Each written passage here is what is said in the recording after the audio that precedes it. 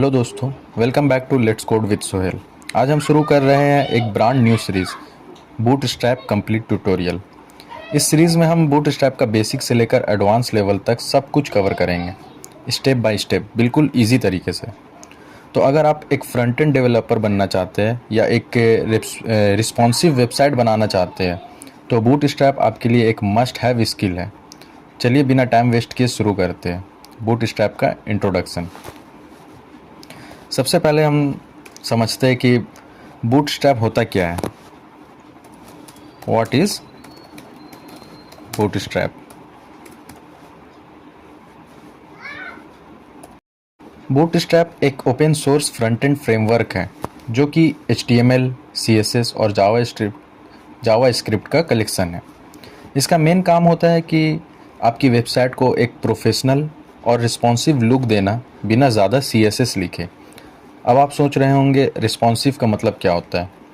Responsive का मतलब होता है कि आपकी वेबसाइट हर स्क्रीन साइज पर, चाहे वो मोबाइल हो, टैबलेट हो, लैपटॉप हो या डेस्कटॉप हो, सब जगह प्रॉपरली फिट हो जाए। बूटस्ट्रैप आपको प्री बिल्ड कंपोनेंट्स प्रोवाइड करता है। जैसे मैं दिखाता हूँ आपको। इसके लिए हम गूगल पे चलते हैं। Get started with bootstrap. Okay, सबसे पहले लिंक पे जाएंगे। ये बूटस्ट्रैप की ऑफिशियल वेबसाइट है। ये हमें काफ़ी सारी कंपोनेंट्स प्रोवाइड करता है वो जो इनबिल्ट रहती है, ठीक है। जैसे कि nav bar, buttons, cards, forms, grid system और भी बहुत कुछ है। तो चलिए फ़िलहाल हम देखते हैं बूटस्ट्रैप का हिस्ट्री। बूटस्ट्रैप का डेवलपमेंट ट्विटर के डेवलपर्स मार्क ओटो और जैकब थॉर्नटन ने 2011 में किया था।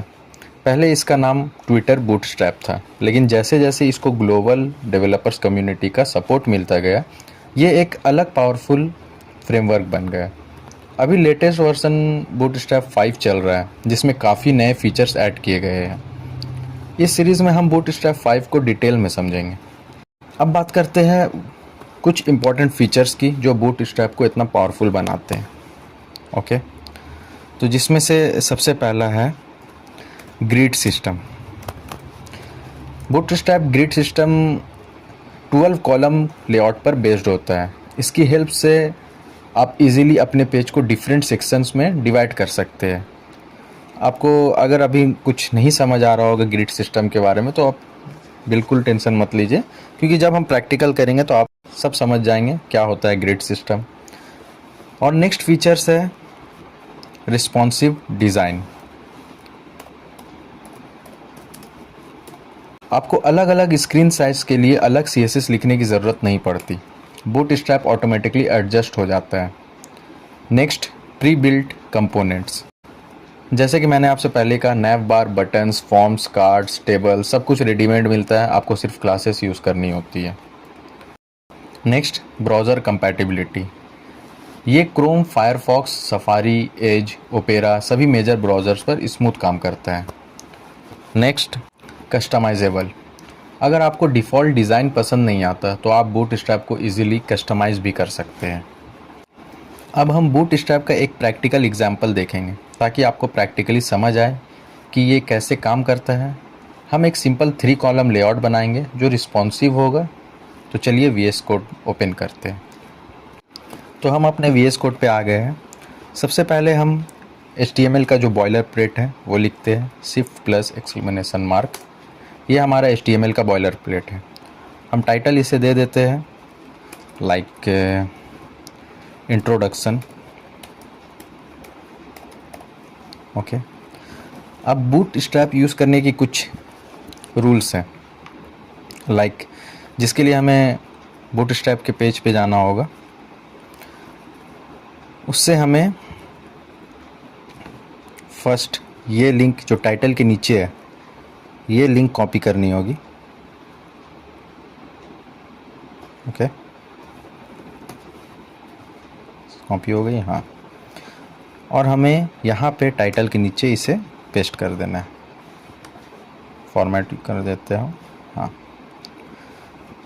वापस वहीं पे जाइए।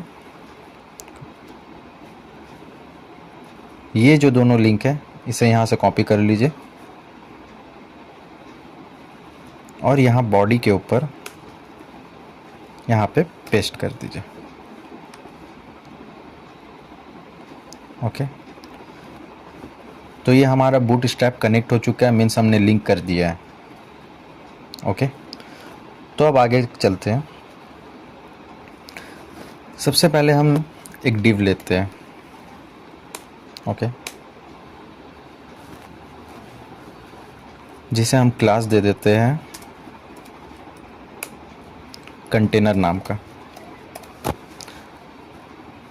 आगे चल के आपको समझ आएगा कंटेनर क्या है।